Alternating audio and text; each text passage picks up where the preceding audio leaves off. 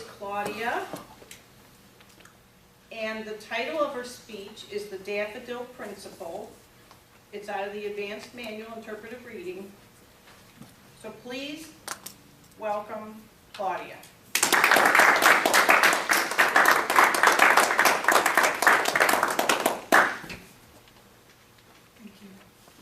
I'm a firm believer that everything happens for a reason. And today, one of my dear friends sent me something that I want to share with you. And I think it's appropriate because, as I said when I spoke last week, people are coming up with New Year's resolutions, goals, and objectives, and this will be a part of that. And Ronit, I thought it was interesting that you spoke about New Year's resolutions. So this is called the Daffodil Principle. Seems that the author is Margie Harrell, Harrell. Several times my daughter had telephoned to say, "Mother, you must come see the daffodils before they are over." I wanted to go, but it was a 2-hour drive from La Guarna to Lake Arrowhead. "I will come next Tuesday," I promised, a little reluctantly on her third call. Next Tuesday dawned, cold and rainy. Still, I had promised, and so I drove there. When I finally walked into Carolyn's house and hugged and greeted my grandchildren, I said, "Forget the daffodils, Caroline. The road is invisible in the clouds and fog, and there is nothing in the world except you and these children that I want to see bad enough to drive another inch." My daughter smiled calmly and said, "We drive in this all the time, Mother." "Well, you won't get me back on the road until it clears, and then I'm heading for home," I assured her. "I was hoping you'd take me over to the garage to pick up my car." "How far will we have to drive?" "Just a few blocks," Carolyn said. "I'll drive. I'm used to this." After several minutes, I had to ask, "Where are we going? This isn't the way to the garage." "We're going to my garage the long way," Carolyn smiled, "by way of the daffodils." "Carolyn," I said sternly, "please turn around." "It's all right, Mother. I promise you will never forgive yourself if you miss this experience." After about 20 minutes, we turned into a small gravel road, and I saw a small church. On the far side of the church, I saw a hand-lettered sign that read, "Daffodil Garden." We got out of the car, and each took a child's hand, and I followed Carolyn down the path. Then we turned a corner of the path, and I looked up and gasped. Before me lay the most glorious sight.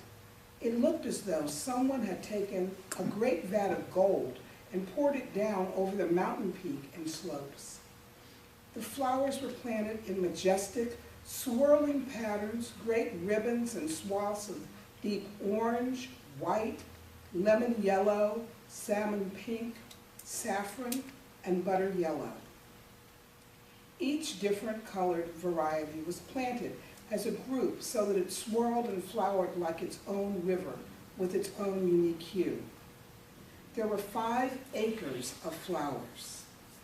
"But who had done this?" I asked Caroline. "It's just one woman," Carolyn answered. "She lives on the property. That's her home." Carolyn pointed to a well-kept frame house that looked small and modest in the midst of all that glory.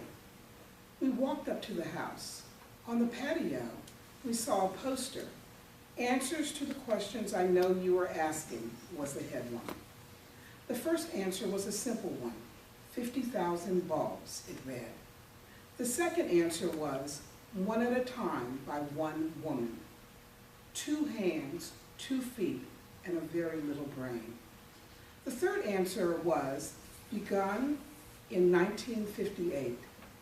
There it was, the Daffodil Principle. For me, that moment was a life-changing experience. I thought of this woman who I had never met, who more than 40 years before had begun one bulb at a time to bring her vision of beauty and joy to an obscure mountaintop. Still, just planting one bulb at a time, year after year, had changed the world. This unknown woman had forever changed the world in which she lived. She had created something of indescribable magnificence, beauty, and inspiration. The principle of her daffodil garden taught is one of the greatest principles of celebration. That is, learning to move toward our goals and desires one step at a time, often just one baby step at a time, and learning to love the doing, learning to use the accumulation of time. When we multiply tiny pieces of time with small increments of daily effort, we too will find we can accomplish magnificent things. We can change the world. It makes me sad in a way, I admitted to Carolyn. What might I have accomplished if I had thought of a wonderful goal 35 or 40 years ago and had worked away at it one bulb at a time through all those years? Just think what I might have been able to achieve. My daughter summed up the message of the day in her usual direct way. Start tomorrow, she said. It's so pointless to think of the lost hours of yesterdays. The way to make learning a lesson of celebration instead of a cause for regret is to only ask, how can I put this to use today?